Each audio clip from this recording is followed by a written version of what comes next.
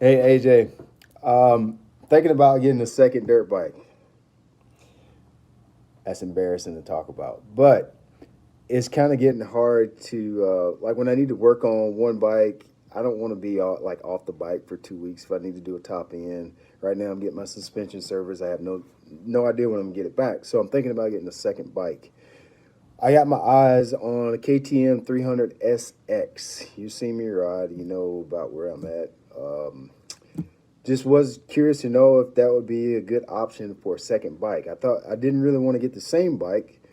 I thought it'd be cool to mix it up at some time too, just to make riding a little bit more fun instead of having the same bike, the same 250F. So, I got the Yamaha 250F. Thinking about getting a two-stroke for the second bike, KTM 300SX. Let me know what you think.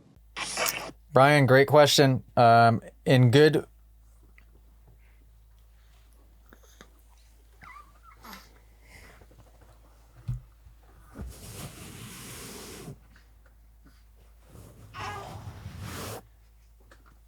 Oh, good job. Good job. You know what? Before I answer that question, Brian, let me put my shirt back on because that was the tattoo segment. And now if this gets clipped on YouTube and I'm just doing a segment with my shirt off, that's going to be confusing for listeners. So I'm just going to start doing podcast episodes without my shirt on.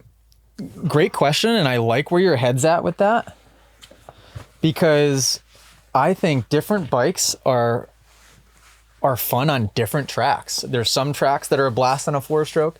There's some tracks that are a blast on a 2-stroke. There's some tracks that are insanely fun on a 125. And then there's other tracks that absolutely suck to ride on a 125. There's tracks that are a blast on the e-bikes, like the Stark or the Alta. And there's some tracks that might not be as fun. So I would say if you can mix it up, if you can afford to have multiple bikes, absolutely do it. I think, honestly, you would really want to have probably 3 or 4. Here's my philosophy. If money isn't a factor, you want a 2-stroke, you want a 4-stroke, you want a bike for the woods, and you want a electric bike. And I'm sure I could keep adding to that list, but those would be the base 4. KTM 300, excellent choice. I think that's one of the best all-around bikes you could get. You'll absolutely love it.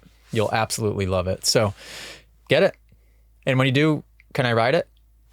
Also, when you took your clutch out, for those listening, I rode Brian's bike. It was in the mud, so it was a little hard to tell, but it felt like your clutch was slipping really, really bad.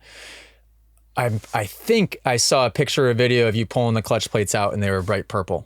But I'd be curious to hear, was your clutch fried or was it just me being a prima donna?